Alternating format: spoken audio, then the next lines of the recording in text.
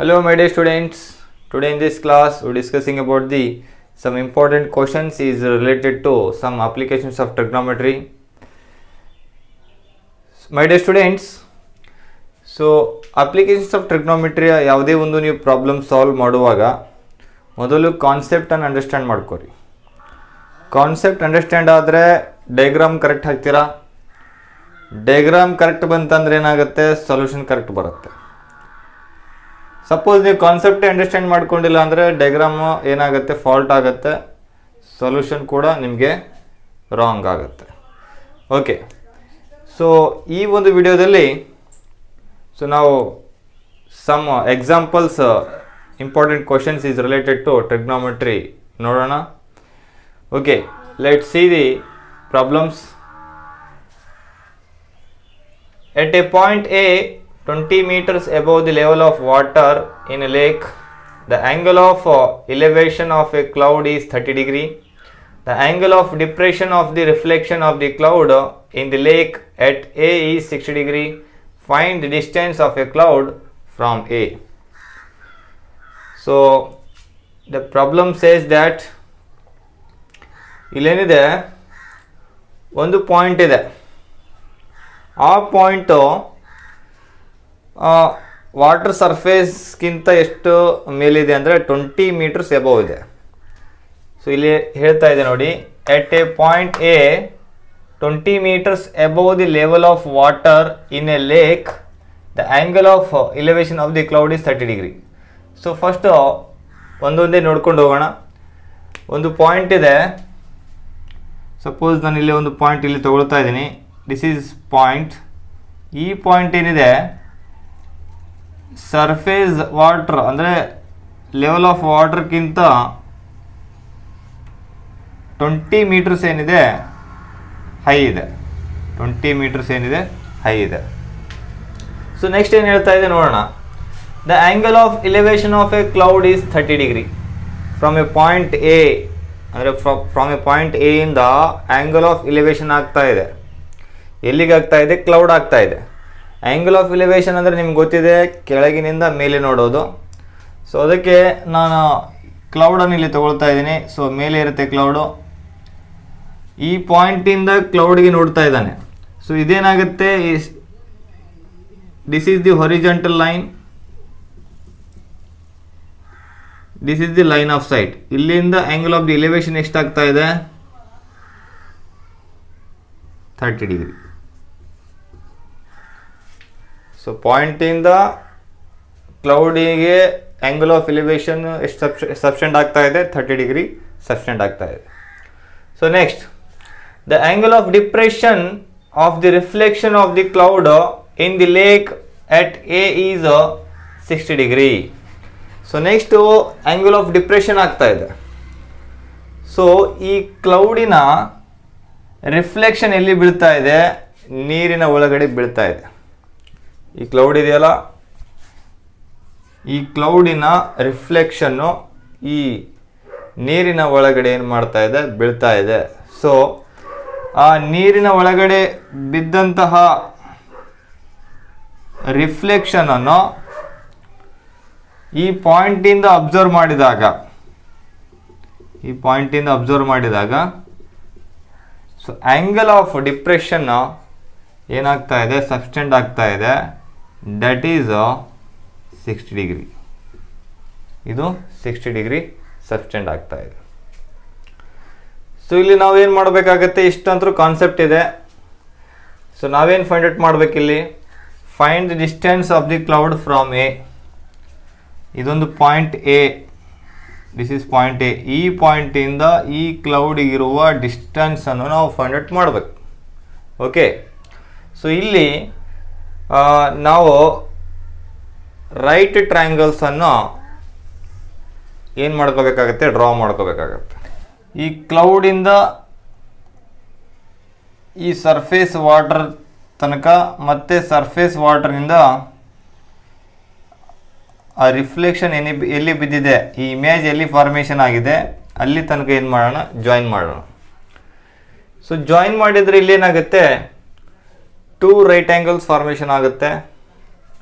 So ಈಗ naming ಕೊಡ್ತಾ ಇದ್ದೀನಿ. ಸೊ ಇದಕ್ಕೆ ಎ ಆದರೆ ಇದು ಸಿ, ದ್ಯಾಟ್ ಈಸ್ ಬಿ, ಇದು ಡಿ ಅಂತ ತಗೊಳ್ತೀನಿ. ಸೊ ಇಲ್ಲಿ 2 ಟ್ರಯಾಂಗಲ್ಸ್ ಫಾರ್ಮೇಷನ್ ಆಯಿತು, 2 right angle triangles. So applications of trigonometry will be applying on only right angles. So right angles ಎಲ್ಲೆಲ್ಲಿ ಫಾರ್ಮೇಷನ್ ಆಗಿದೆ ಅದನ್ನು ಮಾತ್ರ ತಗೋಬೇಕಾಗುತ್ತೆ. ಸೊ ಇಲ್ಲೊಂದು ರೈಟ್ ಆ್ಯಂಗಲ್ ಆಗಿದೆ, ನೆಕ್ಸ್ಟ್ ಇಲ್ಲೊಂದು ರೈಟ್ ಆ್ಯಂಗಲ್ ಆಗಿದೆ. ಈ 2 ರೈಟ್ ಆ್ಯಂಗಲ್ಸ್ ಯೂಸ್ ಮಾಡಿಕೊಂಡು ನಾವು ಏನು ಮಾಡೋಣ, the distance of the cloud from point A ಅನ್ನು ಫೈಂಡ್ ಔಟ್ ಮಾಡೋಣ. ಓಕೆ, ಈಗ ಸಪ್ರೇಟಾಗಿ ಒಂದೊಂದೇ ಏನು ಮಾಡೋಣ, ಟ್ರಯಾಂಗಲ್ ತಗೊಳ್ಳೋಣ. So in triangle A B C first ನಾನು ಏನು ಮಾಡ್ತಾ ಇದ್ದೀನಿ, ಟ್ರಯಾಂಗಲ್ ಎ ಬಿ ಸಿ ತೊಗೊಳ್ತಾ ಇದ್ದೀನಿ. ಈ ಎ ಬಿ ಸಿ ಟ್ರಯಾಂಗಲಲ್ಲಿ ತೀಟ ಇಲ್ಲಿದೆ, ಹಾಗಿದ್ರೆ ಇದೇನಾಗುತ್ತೆ, opposite side, this is adjacent side, this is hypotenuse. So ಈಗ ಈ ಅಡ್ಜಸೆಂಟ್ ಸೈಡನ್ನು ಎ ಬಿ ಡಿಸ್ಟೆನ್ಸನ್ನು ನಾನು ಏನು ಮಾಡ್ತೀನಿ, ಎಕ್ಸ್ ಅಂತ ತೊಗೊಳ್ತೀನಿ.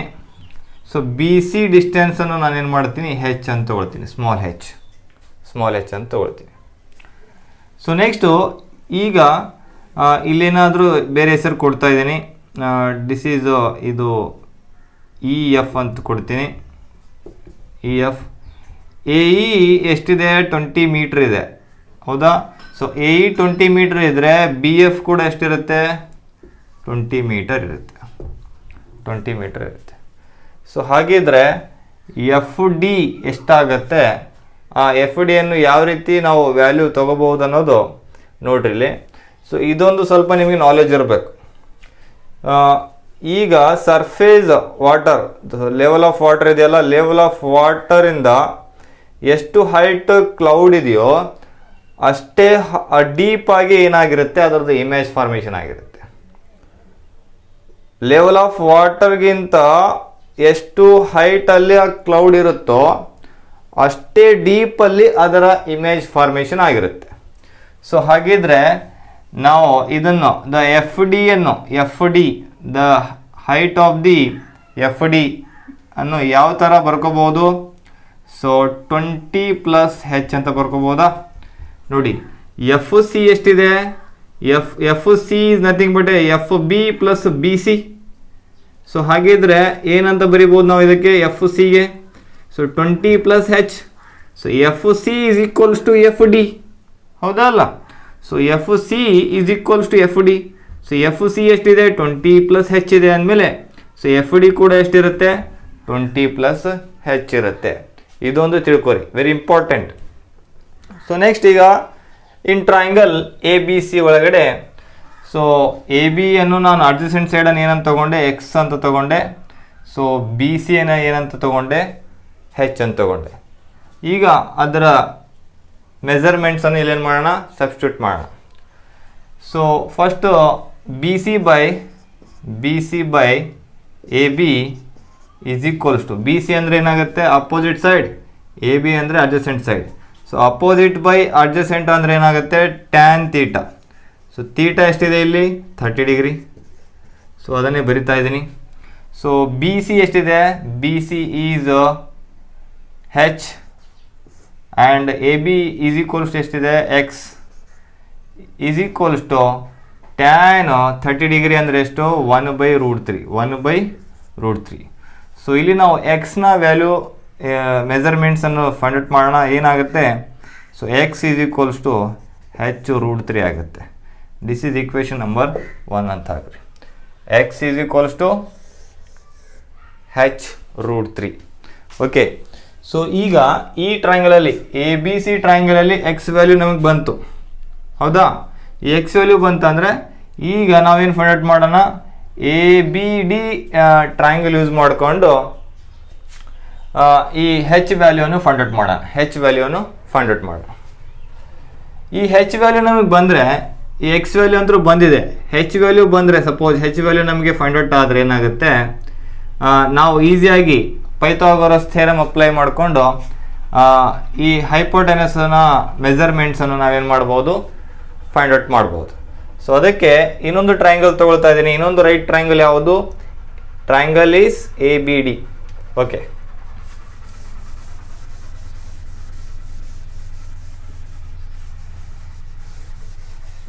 So X is equals to H √3 ಬಂದಿದೆ. ಇಲ್ಲಿ ನಾನು ಬರಿತಾ ಇದ್ದೀನಿ, ರೆಫರೆನ್ಸ್ ಬರುತ್ತೆ. Okay, in triangle A B D. So ಇಲ್ಲಿ ತೀಟಾ ಇಲ್ಲಿದೆ, ದಿಸ್ ಇಸ್ ತೀಟಾ. ಸೊ ಇದೇನಾಗುತ್ತೆ, ಅಪೋಸಿಟ್ ಸೈಡ್ ಇದಾಗುತ್ತೆ, ಇದೇನಾಗುತ್ತೆ hypotenuse. This is adjacent side. This is B D is the opposite side, A B is the adjacent side and A D is the hypotenuse. So ನಾನೇನು ಬರಿತೀನಿ ಈಗ, first opposite side. So B D by A B, adjacent side is A B, is equals to opposite by adjacent ಅಂದ್ರೇನು, tan theta ಎಷ್ಟಿದೆ 60 degree. So opposite by adjacent is nothing but tan theta is 60 degree. So B D measurement ಇಲ್ಲಿ substitute ಮಾಡ್ತೀನಿ. B D ಎಷ್ಟಾಗುತ್ತೆ, B D is nothing but B F plus F D. So B F plus F D. So B D is nothing but ನಾವೇನಂತ ಬರೀಬೋದು, B F plus F D is divided by A B ಎಷ್ಟಿದೆ, A B is ಎಷ್ಟಿದೆ, x ಇದೆ. X value ಇಲ್ಲಿ substitute ಮಾಡೋಣ. X ಅಂದರೆ ಎಷ್ಟು, H √3 is equals to tan 60 degrees √3. So B F plus F D ಒಂದೊಂದೇ ವ್ಯಾಲ್ಯೂ ಇಲ್ಲಿ substitute ಮಾಡೋಣ. ಬಿ ಎಫ್ನ ಮೆಜರ್ಮೆಂಟ್ ಎಷ್ಟಿದೆ 20 ಪ್ಲಸ್ ಎಫ್ ಡಿಯ ಮೆಜರ್ಮೆಂಟ್ ಎಷ್ಟಿದೆ 20 plus H is divided by H √3 is equals to √3. ಈಗ ಈ ಹೆಚ್ √3 ಅನ್ನು ಲೆಫ್ಟ್ ಹ್ಯಾಂಡ್ ಸೈಡಿಂದ ಏನು ಮಾಡೋಣ, ರೈಟ್ ಹ್ಯಾಂಡ್ ಸೈಡಿಗೆ ತೊಗೊಂಡು ಹೋಗೋಣ. ಇಲ್ಲಿ ಡಿವೈಡ್ ಇದೆ, ಇಲ್ಲಿ ಮಲ್ಟಿಪ್ಲೈ ಆಗುತ್ತೆ. ಸೊ 20 ಪ್ಲಸ್ 20 ಎಷ್ಟಾಗುತ್ತೆ 40 plus H is equals to √3 into √3 H, √3 H. So 40 plus H is equals to root cancel ಆಗುತ್ತೆ, ಏನಾಗುತ್ತೆ. ಸೊ ಅಥವಾ ನಿಮಗೆ ಕನ್ಫ್ಯೂಷನ್ ಆದರೆ ಈ ರೀತಿ ಬರಿಬೋದು, √3 ಇಂಟು √3 ಅಂದರೆ √3 whole square into H. So 40 plus H is equals to square root cancel ಆಯಿತು, ಏನು ಉಳಿತು 3h. ಸೊ ಈಗ ಪ್ಲಸ್ ಹೆಚ್ಚನ್ನು ಲೆಫ್ಟ್ ಹ್ಯಾಂಡ್ ಸೈಡಿಂದ ರೈಟ್ ಹ್ಯಾಂಡ್ ಸೈಡಿಗೆ ತೊಗೊಂಡೋಗಿ. ಸೊ ಏನಾಗುತ್ತೆ 40 is equals to 3h minus H. So 40 is equals to 3h ಅಲ್ಲಿ ಹೆಚ್ ಹೋದ್ರೆ ಎಷ್ಟು 2h. So H as it is put ಮಾಡಿರಿ, 2 ಈ ಕಡೆ ತೊಗೊಂಬರ್ರಿ, ಏನಾಗುತ್ತೆ 40/2, 2 1s 2 20s. So H is equals to ಎಷ್ಟು ಬರ್ತಾ ಇದೆ 20 ಮೀಟರ್. ಸೊ ಹೆಚ್ನ ಅಂದರೆ ಹೆಚ್ ಮೆಜರ್ಮೆಂಟ್ ಎಷ್ಟು ಬರ್ತಾ ಇದೆ 20 ಮೀಟರ್. ಸೊ ಇದೇ ವ್ಯಾಲ್ಯೂನ ಇಲ್ಲಿ ಸಬ್ಸ್ಟಿಟ್ಯೂಟ್ ಮಾಡೋಣ. ಸೊ ಈಗ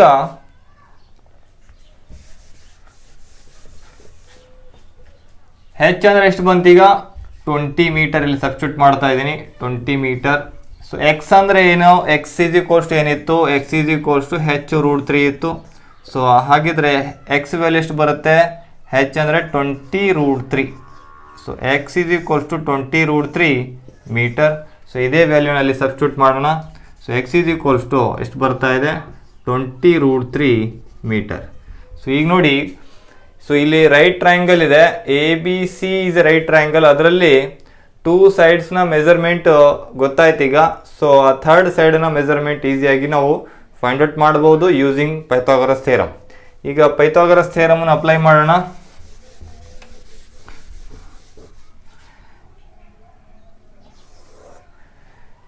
so A C square is equals to A B square plus B C square. So A C ಸ್ಕ್ವೇರನ್ನೇ ನಾವು ಫೈಂಡ್ ಔಟ್ ಮಾಡ್ತಾ ಇದ್ದೀವಿ ಈಗ. A C square is equals to A B square ಎಷ್ಟಿದೆ, so 20√3 whole square plus B C square is 20 square. So A C square is equals to ಇಲ್ಲೇನಾಗುತ್ತೆ 20 square ಅಂದರೆ 400 ಆಗುತ್ತೆ. 20 square is equals to 400 into √3 ಅಂದರೆ √3 whole square ಅಂದರೆ square root cancel ಆಗಿ ಏನು ಉಳಿತಾ ಇದೆ 3 ಉಳಿತಾ ಇದೆ, plus 20 square is nothing but 400.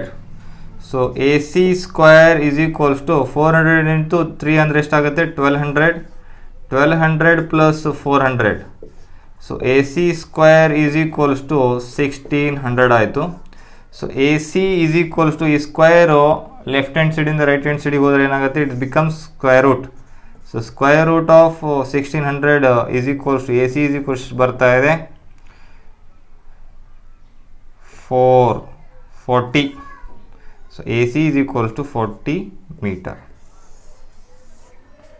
AC is equals to 40 meter. So the distance of the cloud from A, the distance of the cloud from A is 40 meter. Okay, let's ಈಗ ಇಂಥದ್ದೇ ಇನ್ನೊಂದು question ಅನ್ನು ಸಾಲ್ವ್ ಮಾಡೋಣ. Okay, let.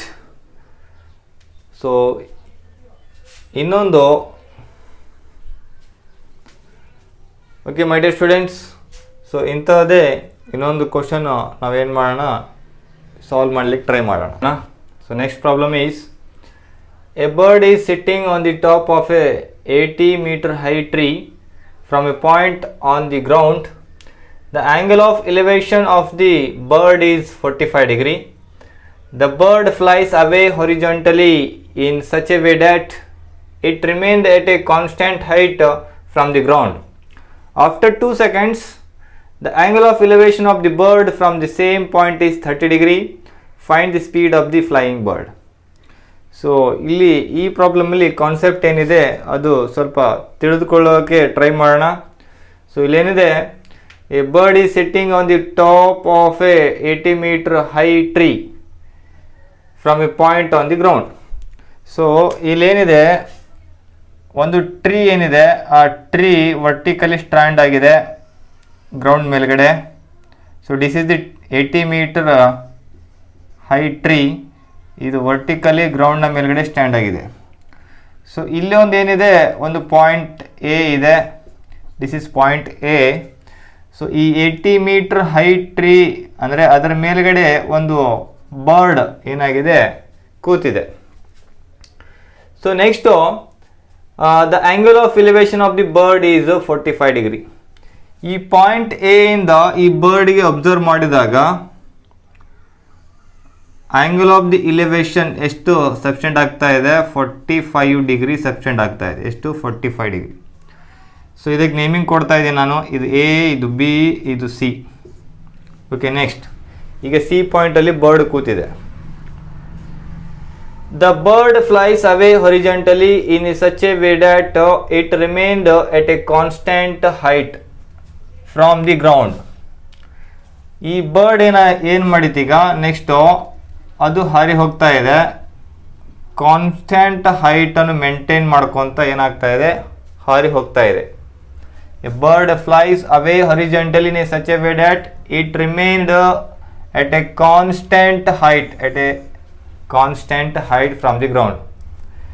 ಅಂದರೆ from the ಗ್ರೌಂಡಿಂದ ಹೈಟನ್ನು maintain ಮಾಡ್ಕೊಂಡು ಇಲ್ಲಿ ಎಷ್ಟು height ಇದೆ, 80 meter ಹೈಟ್ ಇದೆಯಲ್ಲ, ಅದೇ ಹೈಟಲ್ಲಿ ಏನು ಮಾಡ್ತಾ ಇದೆ, ಈ ಬರ್ಡ್ ಇಲ್ಲಿಂದ ಸಮ್ ಡಿಸ್ಟೆನ್ಸ್ ಕಡೆಗೆ ಏನಾಯಿತು, ಹಾರಿ ಹೋಯಿತು. So next, after 2 seconds the angle of the elevation of the bird from the same point is 30 degree. So ಈಗ ಬರ್ಡ್ ಇಲ್ಲಿಂದ ಇಲ್ಲಿಗೆ ಹಾರಿ ಹೋಯಿತು. ಅಂದರೆ ಇಲ್ಲಿಂದ ಇಲ್ಲಿಗೆ ಹಾರಿ ಹೋಗಬೇಕಾದ್ರೆ ಎಷ್ಟು ಟೈಮ್ ತಗೊಳ್ತಾ ಇದೆ, 2 second ಹಾರಿ ಹೋಗ್ತಾ ಇದೆ. 2 second ಸಮ್ ಡಿಸ್ಟೆನ್ಸು ಅದೆಷ್ಟಿದೆ ಗೊತ್ತಿಲ್ಲ, ಹಾರಿ ಹೋಯಿತು. ಬಟ್ ಹೈಟನ್ನು ಮೇಂಟೈನ್ ಮಾಡ್ಕೊತ ಹೋಯಿತು. ಸೊ ಇಲ್ಲಿಂದ ಈ ಗ್ರೌಂಡಿಗಿರುವಂತಹ ಹೈಟ್ ಎಷ್ಟಾಗುತ್ತೆ, ಸೇಮ್ ಆಗುತ್ತೆ. ಇಲ್ಲಿ 80 meter ಇದ್ದರೆ ಇದನ್ನು ಏನಾಗುತ್ತೆ, 80 meter ಆಗುತ್ತೆ. ಓಕೆ, ಈಗ ಮೊದಲು ಪಾಯಿಂಟ್ ಸಿ ಅಲ್ಲಿ, ಅಂದರೆ ಇಲ್ಲಿತ್ತು, ಸಿ ಪೊಸಿಷನ್ ಇಲ್ಲಿತ್ತು ಬರ್ಡ್. ಆ ಬರ್ಡ್ ಈಗ ಎಲ್ಲಿಗೆ ಬಂತು, ಡಿ ಪೊಸಿಷನಿಗೆ ಬಂತು. ಸೊ ಇದು ಡಿ ಅಂತ ನಾನು ಕನ್ಸಿಡರ್ ಮಾಡ್ತಾ ಇದ್ದೀನಿ. This is E. ಸೊ ಇಲ್ಲಿಗ ಈ ಪಾಯಿಂಟ್ ಎ ಇಂದ ಡಿಗೆ ಅಬ್ಸರ್ವ್ ಮಾಡಿದಾಗ ಸೊ ಆ್ಯಂಗಲ್ ಆಫ್ ದಿ ಎಲಿವೇಶನಲ್ಲಿ ಚೇಂಜಸ್ ಆಗ್ತಾ ಇದೆ. ಮೊದಲು 45 degree ಇತ್ತು, ಈಗ ಎಷ್ಟಾಗ್ತಾ ಇದೆ, 30 degree ಆಗ್ತಾ ಇದೆ. ಎಷ್ಟು, 30 degree. This is angle of the elevation is 30 degree. So ಈಗ ನಾವು ಏನು ಫೈಂಡ್ ಔಟ್ ಮಾಡಬೇಕು ನೋಡೋಣ. The angle of the elevation of the bird from the same point is 30 degree ಆಯಿತು. Find the speed of the flying bird.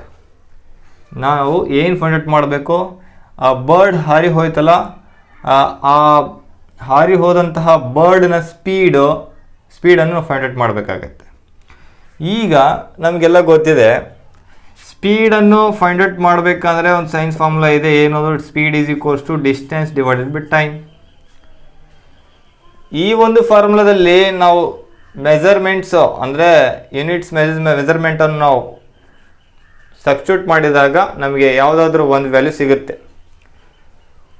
At least ನಮಗೆ 2 ಮೆಜರ್ಮೆಂಟ್ಸ್ನ ಅಂದರೆ value ಗೊತ್ತಿರಬೇಕು, unit ಮೆಜರ್ಮೆಂಟ್ನ value ಗೊತ್ತಿರಬೇಕು. ಒಂದು ಅಥವಾ ಡಿಸ್ಟೆನ್ಸ್ ಆದರೂ ಗೊತ್ತಿರಬೇಕು, ಡಿಸ್ಟೆನ್ಸು ಟೈಮ್ ಆದರೂ ಗೊತ್ತಿರಬೇಕು, ಇಲ್ಲಾಂದರೆ ಸ್ಪೀಡು ಡಿಸ್ಟೆನ್ಸ್ ಆದರೂ ಗೊತ್ತಿರಬೇಕು, ಅಥವಾ ಟೈಮು ಸ್ಪೀಡ್ ಆದರೂ ಗೊತ್ತಿರಬೇಕು.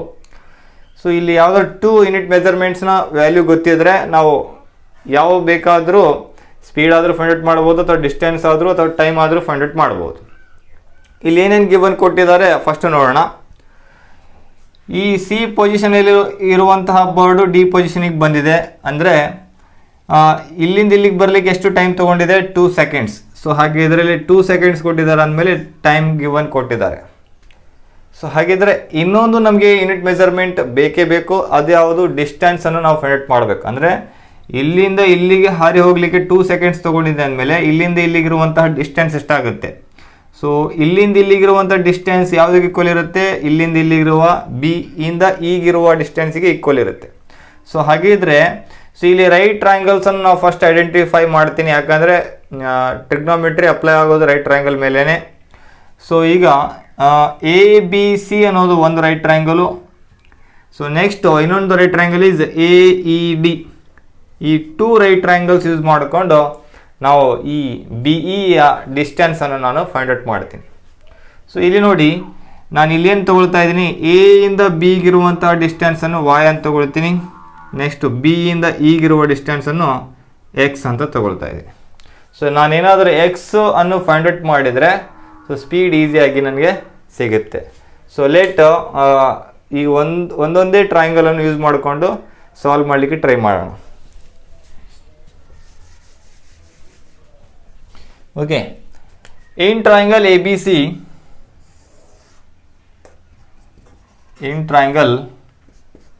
C, first A B C triangle ತೊಗೊಳ್ತಾ ಇದ್ದೀನಿ. Okay, so A B C ಟ್ರಯಾಂಗಲಲ್ಲಿ ಇಲ್ಲಿ ತೀಟ ಇದೆ ಅಂದಮೇಲೆ ಇದೇನಾಗುತ್ತೆ? ಅಪೋಸಿಟ್ ಸೈಡ್ ಆಗುತ್ತೆ, ದಿಸ್ ಈಸ್ ಅಡ್ಜಸೆಂಟ್ ಸೈಡ್ ಆಗುತ್ತೆ, ದಿಸ್ ಈಸ್ ಹೈಪೋಟೆನಸ್ ಆಗುತ್ತೆ. ಈಗ ನಾನು ಫಸ್ಟ್ ಅಪೋಸಿಟ್ ಸೈಡ್ ತೊಗೊಳ್ತಾ ಇದ್ದೀನಿ. B C by A B is equals ಏನಾಗುತ್ತೆ? ಅಪೋಸಿಟ್ ಬೈ ಅಡ್ಜಸೆಂಟ್ ಸೈಡ್ ಅಂದರೆ ಏನಾಗುತ್ತೆ? ಟ್ಯಾನ್ ತೀಟ ಎಷ್ಟಿದೆ? 45 ಡಿಗ್ರಿ ಇದೆ. So B C is given ಎಷ್ಟು? 80 metre divided by A B ನಾವು ಫೈಂಡ್ ಔಟ್ ಮಾಡಬೇಕು. ಅದು ಎ ಬಿ ಏನಂತ ತೊಗೊಂಡಿದ್ದೀನಿ ನಾನು? ವಾಯ್ ಅಂತ ತೊಗೊಂಡಿದ್ದೀನಿ. Is equals to tan 45 value ಎಷ್ಟಾಗುತ್ತೆ? 1 ಆಗುತ್ತೆ. ಸೊ ಹಾಗಿದ್ರೆ ವಾಯ್ ಲೆಫ್ಟ್ ಹ್ಯಾಂಡ್ ಸೈಡಿಂದ ರೈಟ್ ಹ್ಯಾಂಡ್ ಸೈಡಿಗೆ ಹೋದಾಗ ಏನಾಗುತ್ತೆ? ಇಲ್ಲಿ ಡಿವೈಡ್ ಇದೆ, ಅಲ್ಲಿ ಮಲ್ಟಿಪ್ಲೈ ಆಗುತ್ತೆ. ಸೊ ವಾಯ್ ಈಸ್ ಈಕ್ವಲ್ಸ್ ಬರ್ತಾ ಇದೆ ನಮಗೆ 80 ಮೀಟ್ರ್. ಸೊ ಇಲ್ಲಿ 45 ಡಿಗ್ರಿ ಆ್ಯಂಗಲ್ ಸಬ್ಸ್ಟೆಂಡ್ ಆಗಿದ್ದರೆ ಎಲ್ಲಾದರೂ ನೀವು ಯಾವುದೇ applications of trigonometry problem solve ಮಾಡುವಾಗ 45 ಡಿಗ್ರಿಯ ವ್ಯಾಲ್ಯೂ ಅಥವಾ ಟ್ಯಾನ್ 45 ಡಿಗ್ರಿಯ ವ್ಯಾಲ್ಯೂ ಅಥವಾ ಕಾಟ್ 45 ಡಿಗ್ರಿಯ ವ್ಯಾಲ್ಯೂ ಒಂದೇ ಇರುತ್ತೆ, ಅದು ಸೇಮ್ ಬರುತ್ತೆ. 45 ಡಿಗ್ರಿ ಇತ್ತಲ್ಲ ಇಲ್ಲಿ ಆ್ಯಂಗಲ್ ಆಫ್ ದಿ ಎಲಿವೇಷನ್ನು ಅಥವಾ ಆ್ಯಂಗಲ್ ಆಫ್ ದಿ ಡಿಪ್ರೆಷನ್ 45 ಬಂತ. ಸೊ ಇಲ್ಲಿ ಎಷ್ಟಿದೆ? 80 ಇದ್ದರೆ ಇದರಲ್ಲಿ 80 ಬರುತ್ತೆ. ಓಕೆ, ಸೊ ಈಗ ವಾಯ್ ಮೆಜರ್ಮೆಂಟ್ ಎಷ್ಟು ಬಂತು?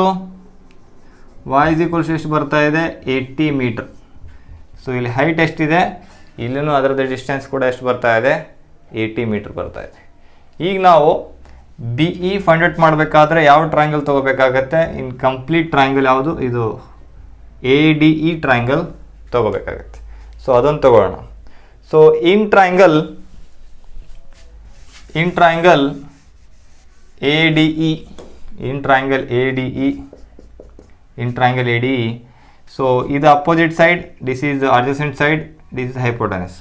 Opposite is DE upon adjacent side is AE is equals to ಏನಾಗುತ್ತೆ? tan 30 ಡಿಗ್ರಿ ಆಗುತ್ತೆ, tan 30 ಡಿಗ್ರಿ.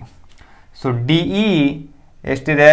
80 ಇದೆ, 80 ಮೀಟರ್. ಸೊ AE ಅನ್ನು ಯಾವ ರೀತಿ ಬರ್ಕೋಬಹುದು ನಾನು?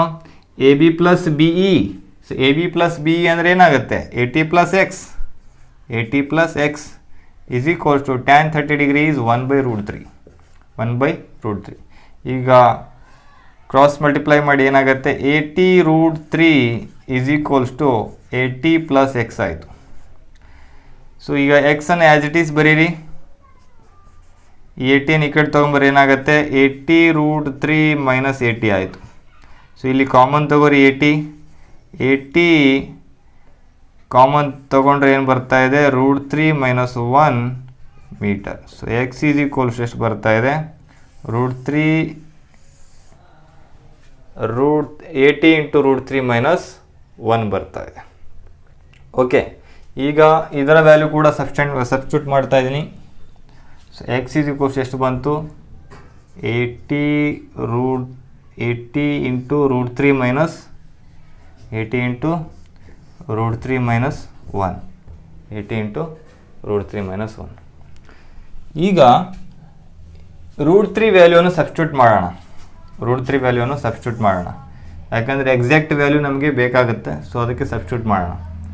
ಸೊ 80 ಇಂಟು √3 ಅಂದರೆ ಎಷ್ಟು 1.73 ಮೈನಸ್ 1 ಮಾಡ್ತಾ ಇದ್ದೀನಿ.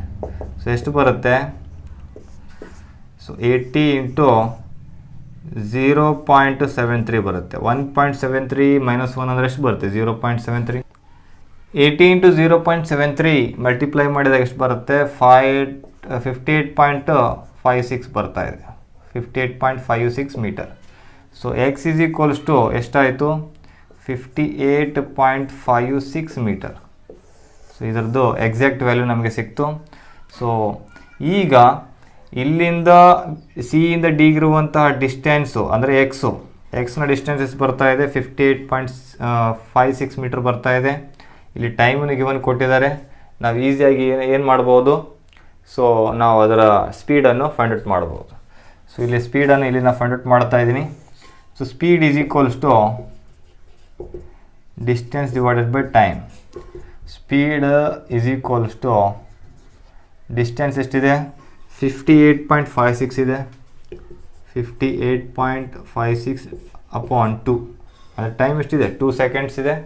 2 ಸೆಕೆಂಡ್ಸಲ್ಲಿ ಮೂವ್ ಆಗ್ತಾ ಇದೆ. ಸೊ ಇನ್ನು ಸಿಂಪ್ಲಿಫೈ ಮಾಡಿದಾಗ ಏನಾಗುತ್ತೆ 2 1s 2 2s 4, 2 9s 0.2 2s 4, 2 8s. So answer is speed is equals to 29.28 meter per second. ಎಷ್ಟು meter per second.